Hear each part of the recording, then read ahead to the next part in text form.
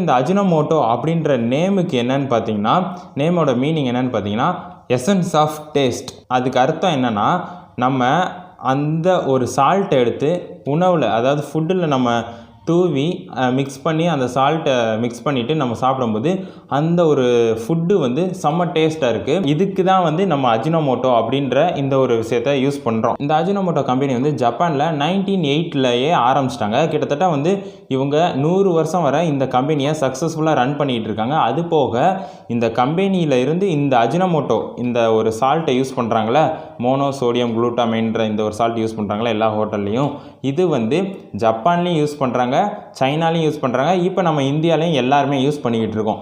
ஆனால் ஃபஸ்ட்டு ஒரு விஷயம் சைடு எஃபெக்ட் வருது அப்படின்னா கவர்மெண்ட்டே வந்து அந்த ஒரு விஷயத்தை தடை பண்ணிடுவாங்க. ஸோ இந்த ஒரு அஜினோமோட்டோவை வந்து எல்லா ஹோட்டல்லையுமே யூஸ் பண்ணுறாங்க, எல்லா ஃபாஸ்ட் ஃபுட்டு எல்லா இடத்துலையுமே இந்த அஜினோமோட்டோவை தவிர்க்க முடியாததாக இப்போ